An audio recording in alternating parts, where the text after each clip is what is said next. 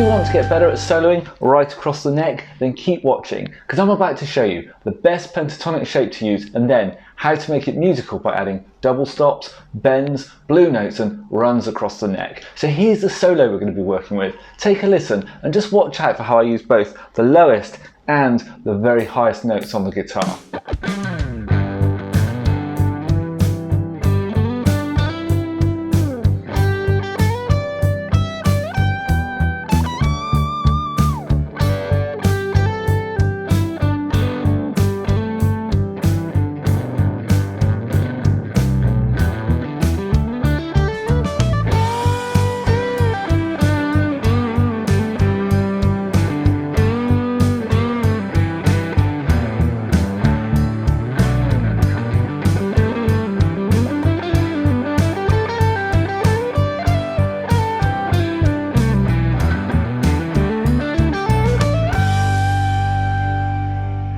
So let's start by looking at the scale pattern we're going to be using. Now what I'm about to show you is so important if you don't know it already. Now we're going to be in the key of G major here. I'm focusing on the G major pentatonic. Now there's a way we can play this which is really nice and simple, starting here on the root note of G, here at the 3rd fret on the low E string, and then up to the 5th fret, an A, and then slide up 2 frets again to a B. So that's our first 3 notes, G, A, B. And then up to the A string to play a D at the 5th fret and an E at the 7th fret. So G, A, slide up to B, D and E, and that there is the full G major pentatonic scale. Then what we can do once we get to there is come up to the D string, and you'll see we've got another G here at the 5th fret, and we can just repeat that exact same pattern. So G, A, slide up to B, and then up a string for D and E. So we've got G, A, B, D, E, and then again G, A, B, D, E. And then going up again, we get a G here. This time we just need to slip up 1 fret as we move across to the B string for the G at the 8th fret. So G, and then up to A, slide up to B, and then up to the high E for D and E, that exact same shape. So now we've got 3 iterations of that same scale shape, starting on the lowest 2 strings, the middle 2 strings, and the highest 2 strings. The G major pentatonic across 3 octaves altogether. There we have it. And then we could go up to the 15th fret on the high E string where we find a high G there, which just rounds out our scale. And if we want, we'll see this in the solo, we could go even higher to find A, B and D up there. So you might need to think a bit more about where these notes are. It's not just within that same pattern, but those notes are there nonetheless if you need them.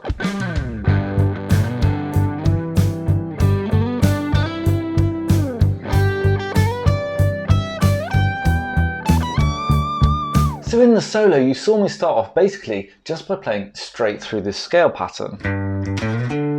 Lowest strings, middle 2 strings, highest strings, varying the rhythm a little bit just to make it a bit more musical, and then when I got to the top, and as you can see we've gone right from down here, 3rd fret on the low E to the 22nd all up here on the high E, so we're covering like 99% of the guitar just with this opening lick.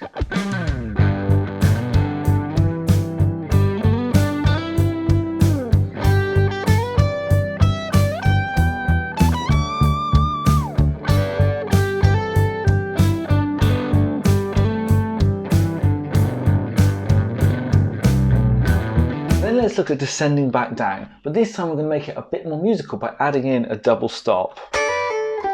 Something like that. So let's take a look at our pattern here on the top 2 strings. And we want to zone in on these 2 notes, 10 and 12 on the B string, so an A and a B. We want to be able to hammer on and pull off there, but do it at the same time as playing this D here at the 10th fret on the high E. So you can see I need to make a little bar in order to be able to do that. But then we get this really nice sound. And then we can come back down to our root note of G here at the 8th fret on the B string. And then to finish off the lick, I just hammered back on to 10 on the B string, back down to 8, and then 9 and 7 on the G string. something like that. And then as our pattern repeats, we can just play the same lick but on the next set of strings down. So we can change to, so now starting at 7 and 7 on the D and G strings together, an A and a D, just like up here, but now an octave lower, and then hammer on to 9 and pull off on the D string, and then down to the root note of G at the 5th fret. And then that same lick, A, G, E, D. And then down again, there's our double stop, now starting with the A and D on the 5th fret on the low E and A strings together. Hammer on and pull off, it's pretty low this time. Now we don't have those other notes to go down to complete the lick, so I think I just played it twice through, something like that.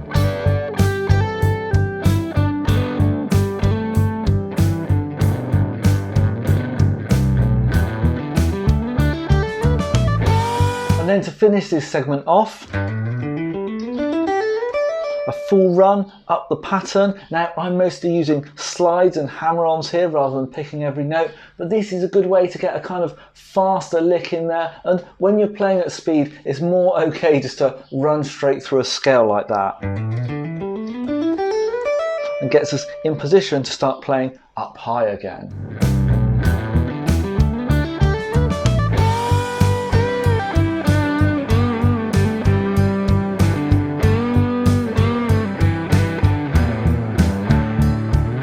Now let's bring some string bending into the equation, and the note we're most going to focus on bending is going to be the second note of our pattern. So here on the upper strings, this second note here, this A, that one we can pretty much always bend and it's pretty much always going to sound good. Now we can either go up a full step to hit the next note of the scale for a super in tune sound, or let it go a bit flat for an extra bluesy sound like that. And let's look at what I was playing.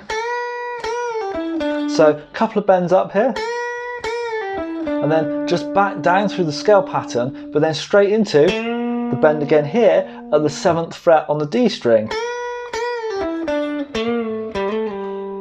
Something like that. And then I started again with that exact same lick, now on these middle two strings, and then into that bend on the lowest string there as well. So kind of what you see me doing is moving from this highest position into the middle position, and then staying in the middle position and then coming down to the lowest position.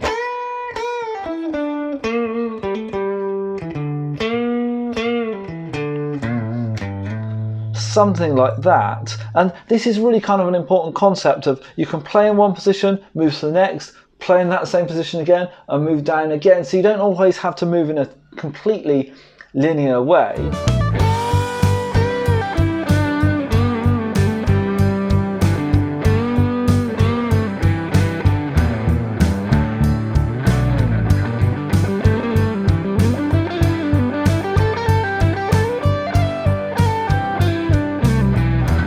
And then a really key way of making this pentatonic more musical is by adding in blue notes. Now, the first lick I played with blue notes in, it's probably a bit much for us to digest here in this video, but then I played a much simpler lick, something like so, which is much easier now for us to digest just where these notes are and how we can add them on. So firstly, let's look at what's known as the blue note, the flat 3. So in our scale pattern, we've currently got this as our first 3 notes, but we can add in this note in between the second and third note, so it's now G, A, B flat, B. Now, this B flat is very dark sounding, would come from a G minor scale, so normally we're just flicking off it, like so. Adds a little bit of blues flavour. So that's the first one, and then once we get to the end of our pattern, we can come up a semitone up 1 fret off the end as well and find a flat 7 there, an F natural, and again, just flicking off that one adds in that little bit of extra blues flavour. So for that simplified lick in the solo, I was just sliding off the blue note to the note below and then pulling off to the scale note below that. So 13, slide to 12, pull off to 10. And then same again on the B string, this time our blue notes there at the 11th, so 11, slide to 10, pull off to 8. All together like that. And then repeat that whole thing, but in our next little pentatonic scale shape. So coming to the blue note right above the shape, same again, slide and pull off, and then same again on the D string. And then just the last one, I came down to that E because I'm just going to resolve to the E minor chord, which is coming up next, which leads us into our final run. Like so.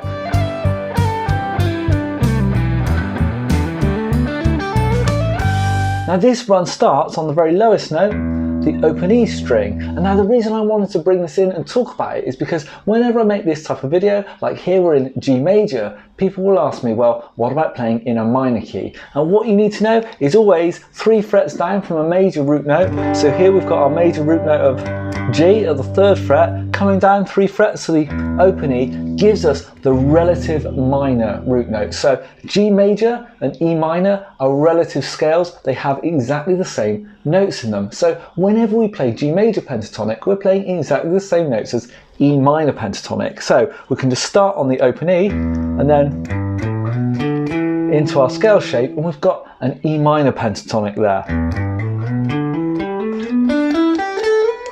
And it brings out that darker minor sound. So in the run,